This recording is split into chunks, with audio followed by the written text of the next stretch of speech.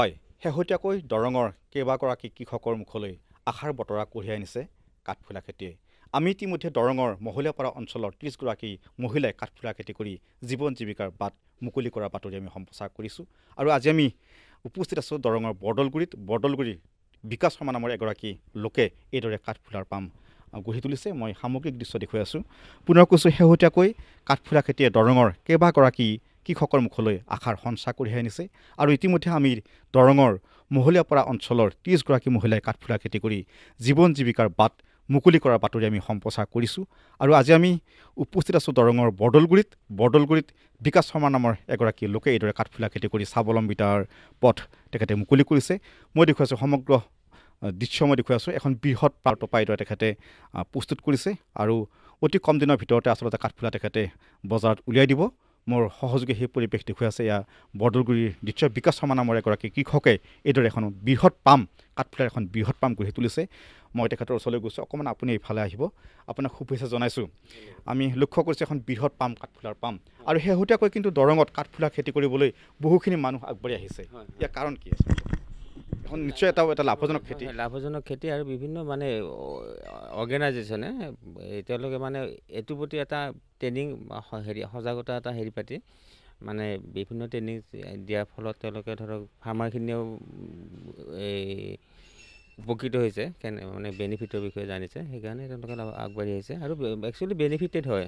আপুনি ইতিমধ্যে আপুনি প্ৰস্তুত কৰিছে, এই এটা টোপাত কিমান খৰচ হয়, আপুনি কিমান লাভান্বিত হ'ব পাৰিব? এটা টোপাত টোটেল খৰচ হয় 50 টকা। যদি আমি মিনিমাম কিন্তু 100 কৰিব লাগিব। মিনিমাম যদি আমি 100টা কৰোঁ তেতিয়া আমাৰ 50 টকা খৰচ হয়। আৰু তাতকৈ বেছি কৰি থাকিলে অকণমান কমি যায় বাৰু খৰচটো। গতিকে আমি 50 টকা খৰচ কৰি আমি যদি কেঁচা মাছৰুমটো বিক্ৰী কৰোঁ তেতিয়াহ'লে আমি এই কেঁচা মাছৰুমটো আমি মাৰ্কেটত 200 টকাকৈ দিব পাৰোঁ। 200 টকাকৈ দিলে আমাৰ 150 টকা বেনিফিট থাকে। এই যিটো কাঠফুলাৰ যিটো কঠীয়া আপুনি ক'ৰ পৰা সংগ্ৰহ কৰে? লোকেলি কিছুমান কঠীয়া প্ৰডাক্ট হয়, কিন্তু আমি গুৱাহাটীৰ পৰা আনো, তেওঁলোকে বাহিৰৰ পৰা আনে, ৱেষ্ট বেংগল এনেকুৱা চাইডৰ পৰা। আমি গম পাইছোঁ আপুনি কৈছে যে আপোনাৰ যি কাঠফুলা আপুনি স্থানীয়ভাৱে বিক্ৰী কৰে বা মংগলদৈতো আপুনি যোগান ধৰিছে, আপুনি মংগলদৈ বা অন্যান্য ঠাইত আপুনি দিছে এতিয়ালৈকে? হয়, মই নিজাকৈ পেকেটিং কৰোঁ, মই ড্ৰাই কৰোঁ। বেচিকেলি মই ড্ৰাই কৰোঁ, কেঁচাটো মই কম পৰিমাণে বিক্ৰী কৰোঁ। তাৰপিছত ড্ৰাই কৰি মই নিজে ব্ৰেণ্ডত পেকেটিং কৰোঁ। মোৰ ব্ৰেণ্ডটোৰ নাম হ'ল ব্যঞ্জন মাছৰুম প্ৰডাক্ট। মই নিজা ব্ৰেণ্ডতে বিক্ৰী কৰোঁ। আৰু এই এটা 40 গ্ৰামৰ থাকে পেকেটটো, 40 গ্ৰাম, আৰু MRP 50 থাকে, 50 হেৰি কাৰণে থাকে। আপুনি ইতিমধ্যে কৈছে যে আপুনি যি অসম কৃষি বিজ্ঞান কেন্দ্ৰ বা দৰং কৃষি বিজ্ঞান কেন্দ্ৰৰ অধীনত আপুনি প্ৰশিক্ষণ লৈছে, যাৱতীয় প্ৰশিক্ষণ আপুনি গ্ৰহণ কৰিছে। অন্যান্য কি আপুনি সা সুবিধা লাভ কৰিছে চৰকাৰী পক্ষৰ পৰা? মোকতো ফাৰ্ষ্ট ইনিচিয়েল গাইডটো দিলে KVK, তাৰপিছত তেওঁলোকে KVKৰ আণ্ডাৰতে মই এটা স্কিলৰ ট্ৰেইনিং এটা ল'লোঁ 25 দিনীয়া। সেই স্কিলৰ ট্ৰেইনিংটো লৈ উঠিয়ে মই ধৰক মোটামুটি মোৰ কপাল ভাল বুলিয়ে ক'ব লাগিব। তাৰপিছত মই একেবাৰে ট্ৰেইনিং ৰিচৰ্চ পাৰ্চন হিচাপে মই এতিয়া কৰোঁ, এই ট্ৰেইনিং দি আছোঁ। তাৰপিছত এই নিজাকৈ মই বিজনেছটো আৰম্ভ কৰিলোঁ। আপোনাৰ সৈতে কথা পাতি মই সামগ্ৰিক দৃশ্য দেখুৱাই আছোঁ।